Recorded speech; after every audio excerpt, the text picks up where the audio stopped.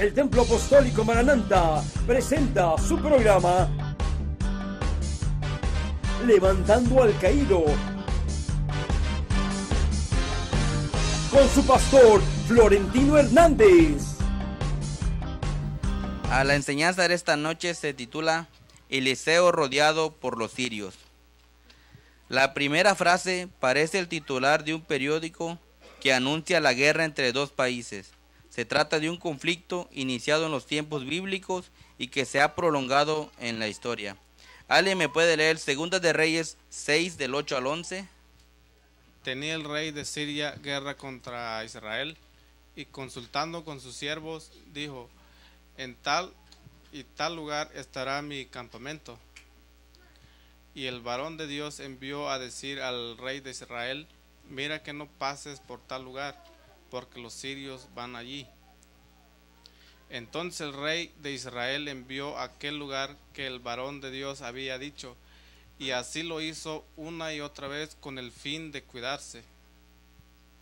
Y el corazón del rey de Siria se turbó por esto, y llamando a sus siervos, les dijo: no me declaréis vosotros quién de los nuestros es el rey de Israel. Amén. El rey de Siria estaba preocupado porque todo el plan que él preparaba y cada lugar a donde iba eran descubiertos por el rey de Israel. Y llegó a la conclusión de que había un espía en su campamento. Entonces reunió a sus militares e intentó descubrir al traidor y no lo encontró, porque todos los suyos le eran leales. ¿Alguien me puede leer 2 de Reyes 6:12? Entonces uno de los siervos dijo: no, rey señor mío, sino que el profeta Eliseo está en Israel, el cual declarará al rey de Israel las palabras que tú hablas en tu cámara más secreta. Amén. Aquí vemos que el profeta Eliseo había espiado incluso el dormitorio del rey de Siria y sabía lo que éste decía. Por supuesto, lo sabía porque el Señor se lo había revelado. Así que el rey de Siria decidió eliminar a Eliseo.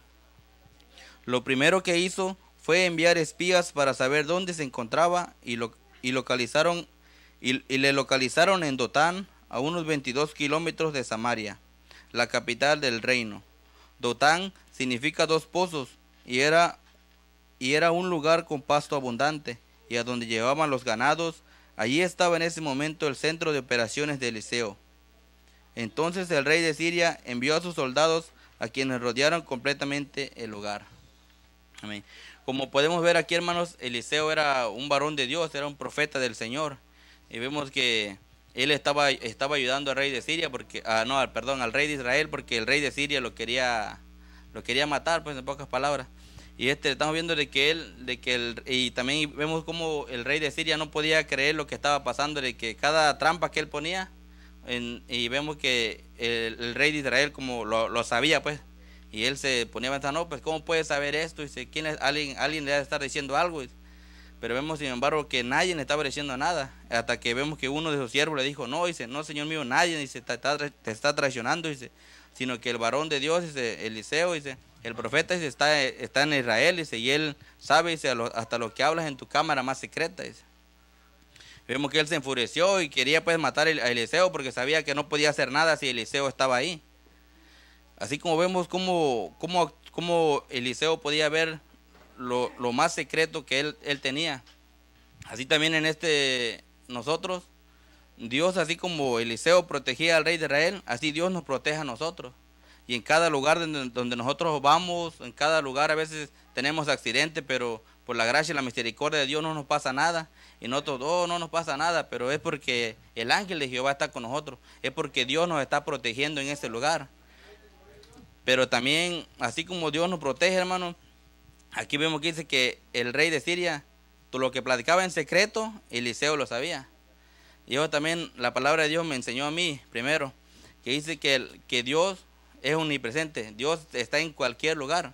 Y Él mira lo que nosotros hacemos. Él mira que ahorita estamos aquí adorándolo. Y Él mira lo que vamos a hacer al rato que salgamos de aquí.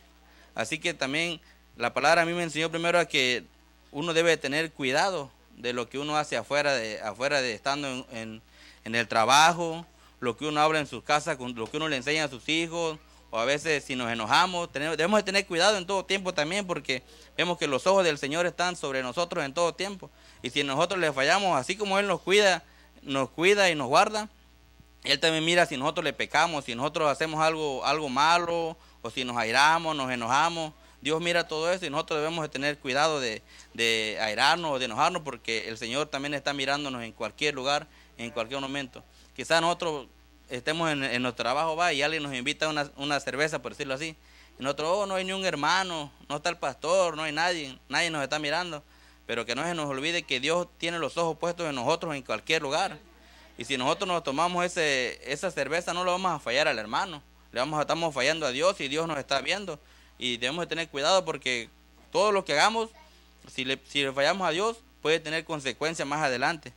Nosotros debemos de tener cuidado y siempre recordar que Dios está en cualquier lugar donde nosotros vayamos, Dios siempre nos está mirando. ¿Alguien me puede leer Segunda de Reyes 6 del 13 al 14? Segunda de Reyes 6 del 13 al 14. Y dijo: id y mirad dónde está, para que yo envíe a prenderlo. Y fue y dicho: he aquí que está en Dotán. Que él está en Dotán. Que él está en Dotán. Entonces envió el rey a la gente de a caballo y a carros y un gran ejército, los cuales vinieron de noche y sitiaron la ciudad. Amén. Por la mañana, el criado de Eliseo salió posiblemente a sacar agua de uno de esos pozos, y al mirar a su alrededor, vio la ciudad de Dotán rodeada por el ejército sirio y se alarmó. Inmediatamente regresó y le informó a Eliseo, haciéndole una angustiosa pregunta: ¿qué haremos? La ciudad está rodeada. ¿Alguien me puede leer Segunda de Reyes 6 del 15 al 16? Y se levantó de mañana y salió el que servía al varón de Dios. Y he aquí el ejército que tenía sitiada la ciudad con gente de a caballo y carros. Entonces su criado le dijo: Señor mío, ¿qué haremos? Él le dijo: no tengas miedo, porque más son los que están con nosotros que los que están con ellos. Amén. Esta respuesta no pareció realista, porque los ejércitos de Siria estaban afuera, y por otra parte Eliseo y su siervo estaban completamente solos, y su siervo atemorizado. Así que Elías oró a Dios, y su oración fue interesante. ¿Alguien me puede leer Segunda de Reyes 6, 17? Y oró Eliseo y dijo: te ruego, oh Jehová, que abra sus ojos para que vea. Entonces Jehová abrió los ojos del criado y miró, y he aquí que el monte estaba lleno de gente de a caballo y de carros de fuego alrededor de Eliseo. Amén. Como podemos ver aquí, sabemos que acabamos de leer antes atrás de que Eliseo sabía todo lo que el rey hacía. Así que Eliseo también sabía de que iban a venir, iban a rodear la ciudad. Pero como dice la palabra de Dios, todo lo que pasa con un propósito, pasa porque Dios nos quiere enseñar algo nuevo. Y vemos que en 2 Reyes 6, 17, el criado tenía miedo, pero vemos de que Eliseo le diga: no tengas miedo, dice, más son los que están con nosotros. Pero tenía que pasar esto para que el criado pudiera abrir sus ojos, pudiera mirar lo sobrenatural que estaban con ellos, lo sobrenatural que los protegía, porque Dios es sobrenatural. Y así igual en esta noche, Dios quiere que nosotros abramos nuestros ojos. Si nosotros no podemos ver, si nosotros quizás tenemos miedo cuando vienen los problemas, cuando vienen las persecuciones o lo que estemos pasando, cualquier tipo de problema, nosotros no debemos de tener miedo.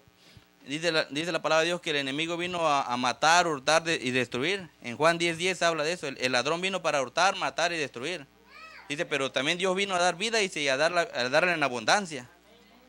¿Qué nos trata de decir la palabra de Dios? Nos trata de decir de que aunque el enemigo venga y nos meta miedo, nos meta temor, porque el enemigo no quiere que nosotros tengamos una vida eterna.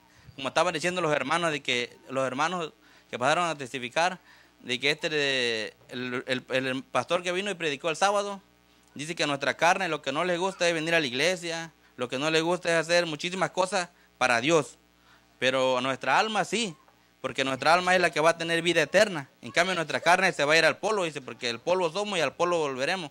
Entonces a nuestra carne no le importa, pero nosotros debemos de vencer la carne. Eso es lo que el enemigo quiere. El enemigo se puede decir que está unido con nuestra carne. No hagas esto, no leas tu Biblia, no hagas esto, porque si lees tu Biblia vas a entender, vas a abrir tus ojos y te vas a dar cuenta de las promesas, de las cosas que Dios tiene para ti, para tu vida. Pero, y nuestra alma está, léela, nuestra alma está, ve a la iglesia, no falle. ¿Qué pasó el sábado? Yo no lo sé por qué no vinieron algunas personas, pero Dios lo sabe, a Dios no le podemos esconder nada. Quizás, por eso dice la Biblia, no dejemos de congregarnos porque algunos lo tienen como algunos lo tienen por costumbre. Quizás si alguno de ustedes, o no sé, de mis hermanos que estaban enfermos, yo no quiero juzgar a nadie, pero qué tal si ese día hubieran venido, esa enfermedad, el predicador dijo, créanlo, agarren ustedes la palabra, agárrenlo y van a ser sanos.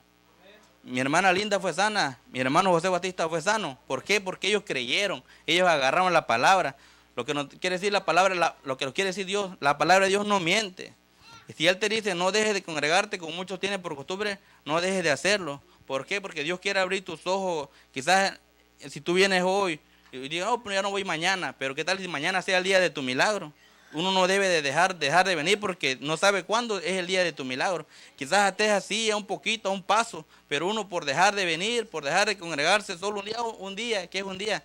Pero ese día Dios puede actuar en tu vida, ese día puede ser el día que Dios abra tus ojos y tú puedes ver cosas sobrenaturales que están enfrente de ti. Quizás Dios puede abrir tus ojos, como le decía, a veces uno tiene accidentes y dice, oh, gloria a Dios, pero hasta ahí no pasó nada, pero quizás no fue nada, no le pasó nada a mi carro, como dice el hermano Juan Carlos, que lo chocaron. Pero el accidente que él tuvo pudo ser más grande, pero Dios estaba con él, Dios lo protegió. ¿Por qué? Porque él es un siervo de Dios. Y los siervos de Dios no quiere decir que vamos a vivir una vida fácil. No, la vida de un cristiano es la vida, te puede decir que más difícil. Pero como él decía mi hermano, o sea, en las pruebas que él está venciendo, Dios tiene su victoria más adelante. Y en Santiago 1:12 dice, bienaventurado el varón que soporta la tentación, dice, porque cuando haya resistido la prueba, recibirá la corona de vida que Dios tiene preparado para los que le aman, dice. O sea, eso quiere decir que vamos a tener pruebas, pero soportando esas pruebas, Dios más adelante tendrá nuestra victoria. Y si nosotros tenemos que abrir nuestros ojos, así como quizás tenemos que hacer esa oración de fe, esta oración que Eliseo le hizo a su criado para que él abriera sus ojos y pudiera ver que aunque la ciudad estaba rodeada de sirios, más allá de la ciudad habían muchísimo más. Dice carruajes, dice gente a caballo, dice ángeles de Dios, dice, que estaban así, que por eso Eliseo no tenía miedo. Eliseo, él sabía que iban a venir, él sabía todo lo que iba a pasar, pero él no tenía miedo porque él tenía a Dios en su corazón. Y él sabía que eso era algo que tenía que pasar para que su criado abriera sus ojos. Por eso le digo, en los problemas, en las dificultades, uno no tiene que sufrir, sino uno tiene que decir, no, esto no está pasando porque Dios quiere hacer algo con nosotros, Dios tiene algo especial para nosotros, pero siempre y cuando tenemos que pasar por eso para seguir avanzando y hacer algo más, quizás algo sobrenatural para Dios. Dice, aquí surge la pregunta, ¿es esta la conducta indicada y habitual de Dios al tratar a los suyos? Por una parte, oímos de cristianos que han sido especialmente protegidos por Dios en situaciones de peligro, y por otra, que no han experimentado esa protección y han resultado víctimas de la persecución. Estos últimos han debido pensar que Dios no les estaba protegiendo. Volvamos a Dotán, donde creemos que se encuentra la respuesta.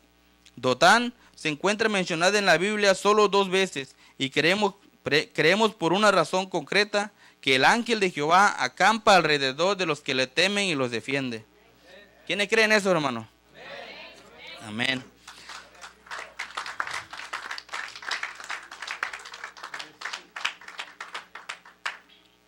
También tenemos el caso de José. Se había aproximado a aquel lugar. Era un joven de unos 17 años de edad. El peligro y el destino parecieron esperarle allí.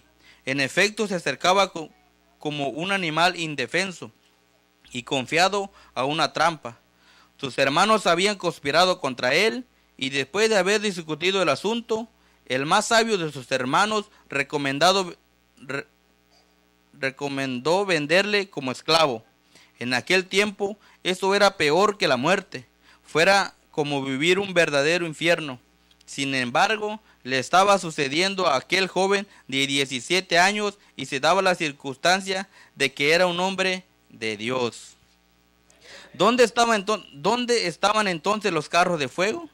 Pues el hecho de que no estuvieran visibles no quiere decir que no estuvieran allí. Estaban allí. Podemos ver más evidencias de la protección de Dios en la vida de José que en la vida de Eliseo. Aunque éste haya hecho milagros, sin embargo, Dios nunca se le apareció a José. Nunca realizó un milagro visible para él. Así que Dios utilizó aquel aparente desastre en su vida y más tarde, cerca del final de su vida, pudo decirle a sus hermanos. ¿Alguien me puede leer Génesis 50 del 20 al 21? Vosotros pensasteis mal contra mí, mas Dios lo encaminó a bien para hacer lo que vemos hoy, para mantener en vida a mucho pueblo. Amén. Ahora pues no tengáis miedo, yo os sustentaré a vosotros y a vuestros hijos, así los consolo y les hablo al corazón. Amén. O sea que la situación de José cuando estuvo en Dotán, los carros de fuego estaban allí, solo que fueron utilizados de otra manera. En nuestra situación hoy, aunque un creyente parezca vulnerable y desprotegido, las dificultades nunca podrán llegar hasta él sin pasar antes por el permiso de Dios y por la protección que rodea a los creyentes. Como podemos ver, hermanos, aquí la palabra de Dios nos enseña, nos dice de que aunque nosotros quizás no miremos y aunque nosotros quizás pensemos, oh, Dios no está aquí, Dios está ahí, aunque Dios es invisible, nosotros no lo podemos mirar, pero Él está ahí. Hay de nosotros que a veces quedan, oh, no puede ser, no está aquí. Y nosotros no lo creemos, por eso a veces no nos pasan los milagros, porque nosotros no creemos. Aquí la Biblia nos está diciendo de este personaje de la Biblia que se llama José. Él le llama como José el soñador. ¿Quién era José? Dice que él sufrió. Por eso le decía de que nosotros, la vida de un cristiano no quiere decir de que vamos a ser felices por siempre. Como en los cuentos, ¿verdad? Que al principio empiezan mal, pero después dicen felices por siempre. No. Aquí no dice que nosotros vamos a sufrir, vamos a padecer tentaciones, muchas pruebas, pero ¿qué pasa? Si nosotros salimos al final de todas esas pruebas, Dios nos va a bendecir. Dice que José era un joven, dice soñador, era hijo de Jacob. Él tenía 12 hijos. Él era uno último de sus 12 hijos. Y vemos que a él sus hermanos no lo querían porque su papá lo quería mucho, lo apreciaba. Y vemos que por envidia sus hermanos lo vendieron a otro lugar. José sufrió muchísimo. Ustedes no se pueden imaginar lo que él sufrió. Dice que lo vendieron. Y luego cuando lo vendieron, lo vendieron a unos mercaderes, pero esos mercaderes lo vendieron a Potifar. Y vemos que él llegó a Egipto. Y vemos que todavía ahí no quiere decir que ya vivió feliz, no. Todavía de Egipto dice que todavía sufrió más. Dice. La esposa de Potifar quería que él se acostara con ella, pero él pudo vencer esa tentación y él no quiso acostarse con ella porque él dijo, no, ¿cómo lo voy a fallar a mi Señor si que me está dando todo? Y más que él, yo pienso que porque él no quería fallarle a Dios. Y vemos que después de ahí lo acusaron, lo mandaron a la cárcel. Ahí estuvo en la cárcel, pero en todo tiempo que él estuvo pasando por pruebas, vemos que la mano de Dios siempre estaba con él. Y al tal grado de que al final vemos que él llegó y pudo ser, para no alargar la historia, él fue gobernador de Egipto. Dice que fue la mano que estaba al lado de Faraón, la mano derecha, se podría decir, de Faraón. ¿Quién se iba a imaginar de que aquel muchachito de 17 años que lo vendieron, que sus hermanos no lo querían, lo despreciaban, él llegó a ser gobernador? Pero sin embargo José nos enseña también que nosotros debemos de perdonar. Vemos que él pudo perdonar a sus hermanos que lo vendieron. ¿Por qué pudo perdonar? Porque él amaba a Dios y él tenía a Dios en su corazón. Por eso Dios lo bendijo y aunque pasó por muchas pruebas, la bendición de él fue grande. Y más que él supo perdonar a sus hermanos ante todo. Y recordemos en el libro de Job 1, 9 y 10. Ale, ¿me lo puede leer? ¿Está ahí? Job 1:9. Respondiendo Satanás a Jehová, dijo: ¿acaso teme Job a Dios de balde? ¿No le has cercado alrededor a él y a su casa y a todo lo que tiene? Al trabajo de sus manos has dado bendición, por tanto, sus bienes han aumentado sobre la tierra. Amén. Estimado oyente, Dios está con usted. Dios está a favor suyo. Si usted se encuentra en apuro, en una dificultad, Dios ha permitido que viva esa situación. No sabemos por qué, pero Él permite que ciertas experiencias dolorosas lleguen a su vida para un fin determinado.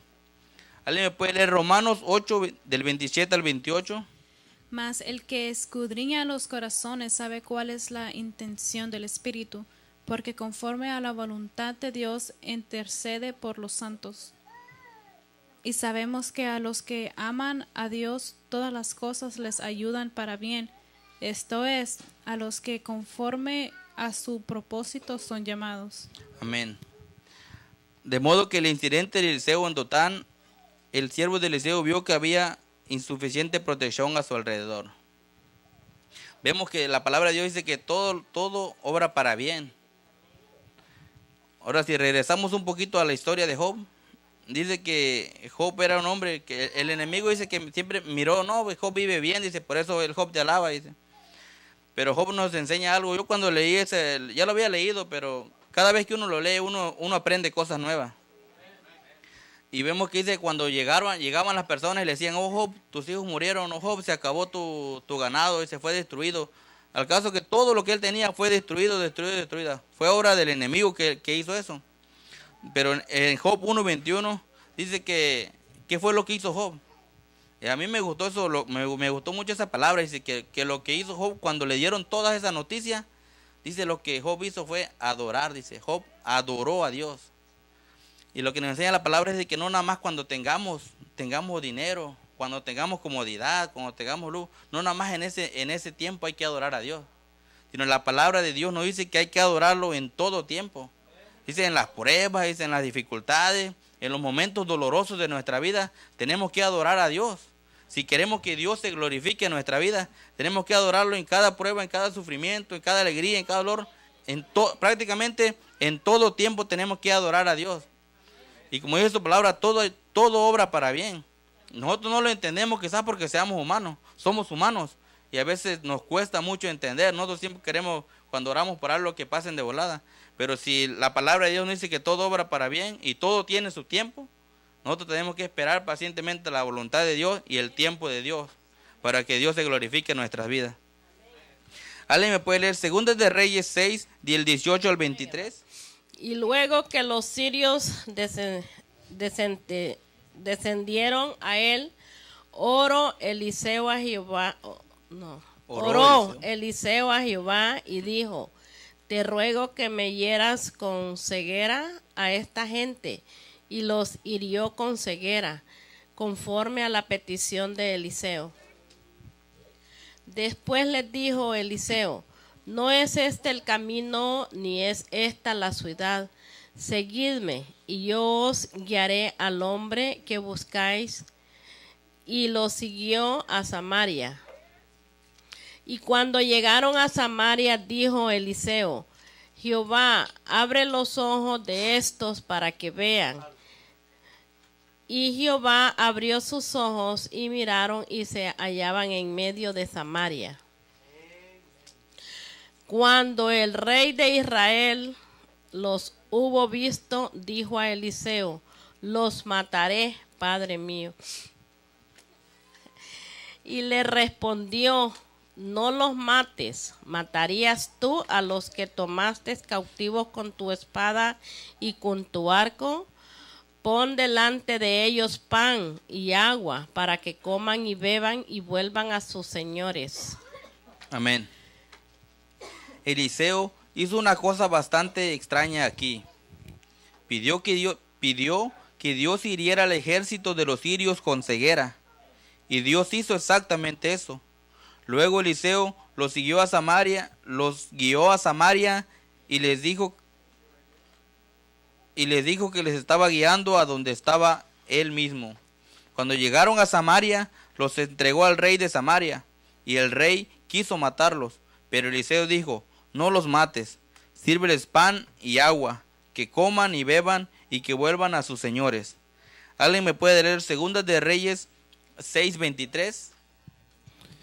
Y aconteció que después de esto, Ben-Hadad, rey de Aram, reunió 6:23, bro.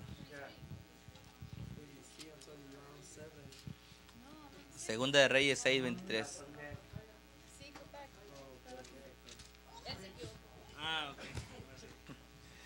Entonces les preparó un gran banquete, y después que comieron y bebieron, los despidió y se volvieron a su señor.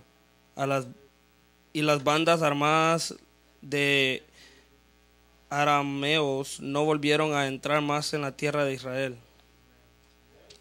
Amén. Ahora, tanto el poder como la misericordia de Dios de Israel, representados por Eliseo, deben haber impactado al rey de Siria, quien abandonó su guerra contra Israel. Como podemos ver aquí, hermanos, dice la palabra de Dios que Eliseo le pidió a Dios que los hiriera con ceguera. Y vemos que él oró y el Señor le respondió. Y ellos quedaron como ciegos, pues. Dice que Eliseo, según ellos andaban buscando a Eliseo, y fue Eliseo mismo el que los guió hasta la ciudad de Samaria. Cuando vemos que dice que él los guió ya sin que ellos confundidos, pues, no sabían ni qué es lo que estaba pasando, y él llegó ellos llegaron hasta Samaria. Y vemos que el Señor se glorificó en esa parte por medio de Eliseo. Vemos cómo el Señor usaba a Eliseo. Ahora, vemos cómo se va cumpliendo la palabra poco a poco. Vemos que la palabra de Dios desde los tiempos de Eliseo hasta el Señor Jesucristo, poquito a poquito se va cumpliendo la palabra. Dice que el Señor Jesús dijo en Mateo 22, 37 al 39.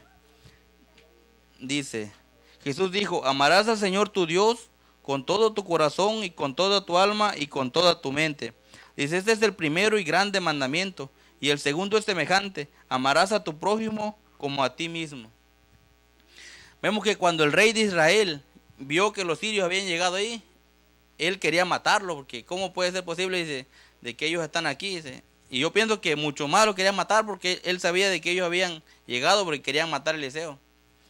Pero cuando alguien en realidad tiene el Espíritu de Dios o tiene la presencia de Dios en él, hace lo que dice Eliseo. Y ahí se cumple la palabra que dice Dios: amarás a tu prójimo como a ti mismo. De ahí nos enseña la palabra de que nosotros debemos de amar a nuestros prójimos, a nuestros enemigos, aunque nos odien. La palabra nos dice que nosotros no los vamos a odiar. Si ellos nos odian, ¿nosotros qué vamos a hacer? Nosotros lo vamos a amar porque estamos obedeciendo la palabra de Dios, porque así lo dice la palabra de Dios. No es lo que nosotros digamos. Si Eliseo fuera otra persona, o si hubiera querido, lo hubiera permitido que los mataran. Sin embargo, vemos que dice que hasta les hizo de comer, les hizo banquete, y vemos que ellos se fueron hasta llenitos, se podría decir. Y el Señor pues tuvo misericordia de ellos, y pues eso fue algo que también le impactó al rey de Siria, aunque más adelante vamos a ver de que volvieron a regresar. Pero aquí nos enseña también la palabra de Dios de que nosotros debemos de amar a nuestros prójimos. Así como, aunque ellos no nos amen, aunque sean nuestros enemigos, nosotros debemos de amarlo porque estamos cumpliendo la palabra del Señor que el Señor puso para que nosotros la viviéramos. ¿Alguien me puede leer Segunda de Reyes 6, del 24 al 25? Después de esto aconteció que Ben-Hadad, rey de Siria, reunió todo su ejército y subió y sitió a Samaria. Y hubo gran hambre en Samaria a consecuencia de aquel sitio, tanto que la cabeza de un asno se vendía por 80 piezas de plata, y la cuarta parte de un cab de estiércol de palomas por 5 piezas de plata.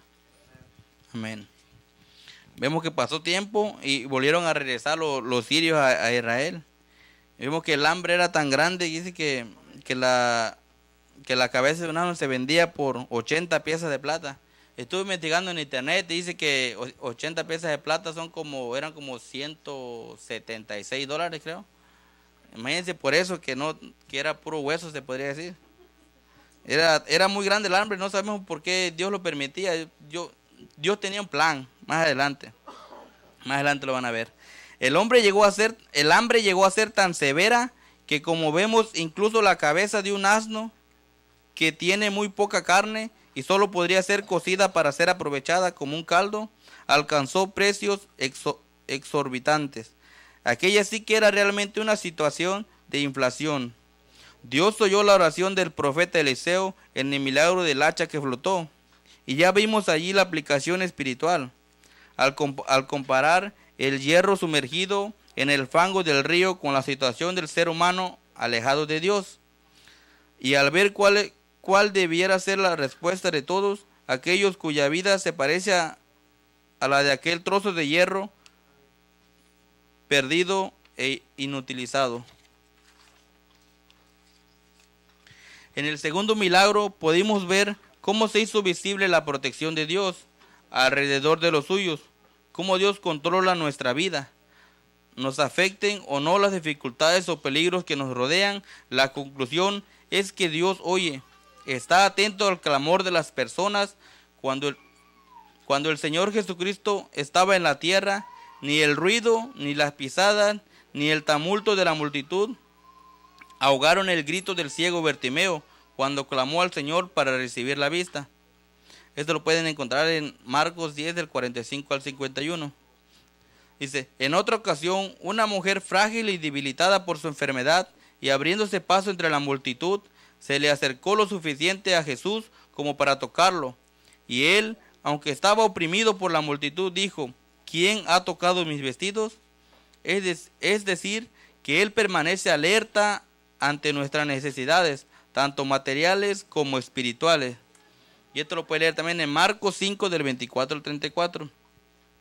Estimado oyente, le rogamos que recuerde siempre que aunque invisible, Él permanece muy cerca de cada uno de nosotros. Le recordamos las palabras del rey David en Salmos 34:6, que dice, en el que David, expresando la realidad de su propia experiencia, dijo, este pobre clamó y le oyó el Señor y lo libró de todas sus angustias. Como podemos ver, Eliseo pudo haber hecho otra cosa, pudo haber orado para que cayera maná del cielo, para que tuvieran alimento, pero todo lo que pasa, como le decía, todo pasa porque Dios lo permite y todo tiene su propósito. Quizás él quería que la gente se arrepintiera o que la gente viera que había un Dios que ellos podían clamar. Ustedes saben que el pueblo de Israel es un pueblo escogido por el Señor, que Dios había escogido, pero ellos desobedecieron. Y también vemos que nos habla del ciego Bartimeo y de la mujer de flujo de sangre, que vemos cómo el Señor los sanó a ellos. Pero vemos que como les decía, y esto también ya se lo había dado en otra predicación, de que el Señor los sanó a ellos. ¿Por qué? Porque ellos clamaban, ellos gritaban. La palabra de Dios dice que uno tiene que clamar, uno tiene que clamarle a Dios cuando uno necesite y Él va a oír. ¿Por qué va a oír? Porque la palabra lo dice y Dios no miente. La palabra es inspirada por Dios. Y también vemos que ellos, el ciego Bartimeo y la mujer del flujo de sangre fueron sanos porque ellos tenían fe. El ciego Bartimeo tenía fe de que si él le gritaba y que si el Señor Jesús lo oía, él lo iba a sanar. Y así pasó, así como él decía, así pasó. Y la mujer del flujo de sangre ya nos dice que se había gastado todo el dinero, ya no tenía dinero para seguir gastando para su enfermedad. Pero ella sabía que si tocaba el manto del Señor, iba a ser sana. ¿Por qué? Porque ella tenía fe. Y eso es lo que nosotros necesitamos. Nosotros necesitamos tener fe en cualquier momento de nuestra vida. Debemos de tener fe. Dice, ¿por qué? Porque sin fe es imposible agradar al Señor. Y la fe es la certeza de lo que se espera, es la convicción de lo que no se ve. Dice. Nosotros debemos de tener fe, dice, para poder hacer tenemos que tener fe en el Señor, en que el Señor está con nosotros y Él siempre nos va a cuidar y proteger en cualquier problema y en cualquier dificultad. Por muy grande que sea el problema, si nosotros tenemos fe, sabemos que vamos a salir adelante porque el Señor está con nosotros.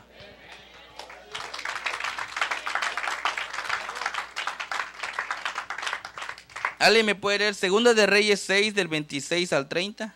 Y pasando el rey de Israel por el muro, una mujer le gritó y dijo, salva, rey, señor mío. Y él dijo, si no te salva Jehová, ¿de dónde te puedo salvar yo? ¿Del granero o del lagar? Y él dijo al rey, ¿qué tienes? Ella respondió, esta mujer me dijo, da acá tu hijo.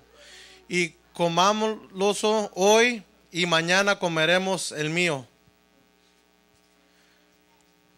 Cocimos pues a mi hijo y lo comimos el día siguiente. Yo le dije, da acá tu hijo y comámoslo, mas ella ha escondido a su hijo. Cuando el rey oyó las palabras de aquella mujer, rasgó sus vestidos y pasó así por el muro, y el pueblo vio el cilicio que traía interiormente sobre su cuerpo. Amén. Cilicio. Es increíble al grado que podemos llegar por el motivo de no arrepentirnos de nuestros pecados y pagar un precio muy alto por el hecho de no aceptar nuestra culpa y echarle la culpa al prójimo. Si sabemos que Dios todo lo mira, todo lo sabe, y Él es el que y a Él es el que vamos un día a entregar cuentas. Este rey de inmediato trató de culpar al profeta Eliseo al grado de tratar de cortarle la cabeza. Como les decía, hermano, todo este estudio se está tratando de que nosotros debemos de tener fe. Yo puedo identificar con eso porque vemos lo que le hicieron esas mujeres, hicieron eso. Ellas merecen sacrificar a su hijo. ¿Por qué? Porque ellas no tenían fe. Yo pienso que Eliseo estaba ahí. Y todo el pueblo, yo imagino, toda la ciudad sabía de que Eliseo era un siervo del Señor. ¿Por qué no iban y clamaban a él para que clamara al Señor? O ellos, ¿por qué no le clamaban al Señor para que el Señor proveyera?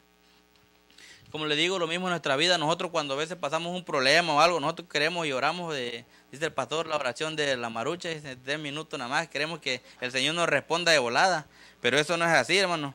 La palabra de Dios nos enseña que eso no es así. O sea, todo cuesta y como le digo, no es el tiempo de nosotros, es el tiempo de Dios.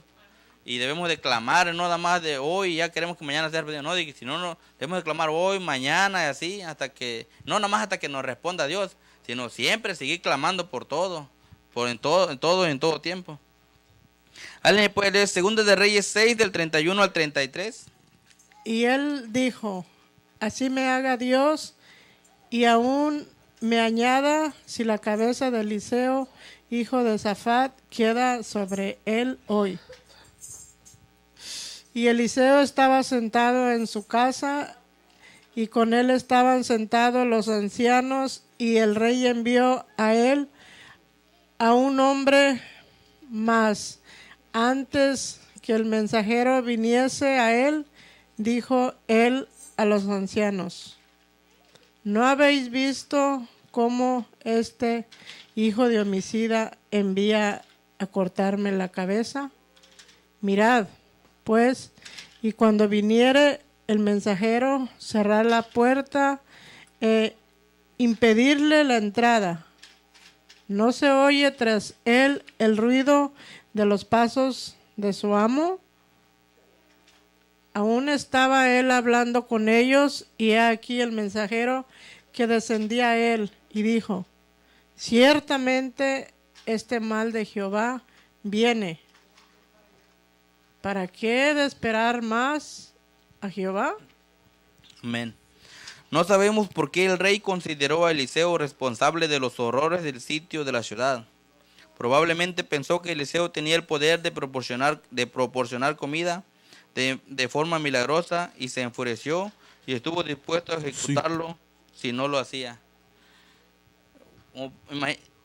Imagínense, al principio del estudio vemos cómo Eliseo le decía al rey que no tenía que pasar por tal lugar porque ahí lo estaban esperando. Y vemos que el rey ahorita, al terminar este capítulo, vemos que lo quería matar porque estaba pensando que todo lo que pasaba era por la culpa de Eliseo. Quizás el rey de Israel estaba cegado. Él no podía ver más allá de lo que Dios tenía, quizás un plan para él, que eso era algo que él tenía que ver, pero él no lo miraba. Él no tenía fe, él solo quería actuar rápido, actuar de una manera, no, quizás si matamos a Eliseo, a lo mejor todos los de Siria se van, a lo mejor vienen por él o X cosa. Pero el rey no era un rey bueno y por eso pasaban esas cosas. Vemos como dice Eliseo, este hijo de homicida se envía a cortarme la cabeza. Aquí está diciendo que el rey era un rey malo. Y como les decía, hermano, y este estudio nos enseña que nosotros debemos de adorar al Señor en todo tiempo. Debemos de tener fe y debemos de buscarlo con todo nuestro corazón y con todo nuestra alma, nuestra mente. Y debemos de tener cuidado de nuestra carne. Si nuestra carne dice que no, pero si nuestra alma dice que sí, nosotros debemos obedecer a nuestra alma, no a nuestra carne. Que recordemos, como dijo el predicador el sábado, nuestra alma no le importa, nada más quiere regresar al polvo. Pero nuestra carne quiere regresar al polvo. Pero nuestra alma dice que quiere tener vida eterna con el Señor. Y si nosotros queremos irnos con el Señor, tenemos que hacer lo que dice nuestra alma, no nuestro cuerpo, nuestra carne. Amén, pastor. Ha sido todo, hermano. Dios les bendiga. Aunque mis ojos no te puedan ver, te puedo sentir. Sé que estás aquí. Aunque mis manos no pueden tocar tu rostro, Señor, sé que estás aquí.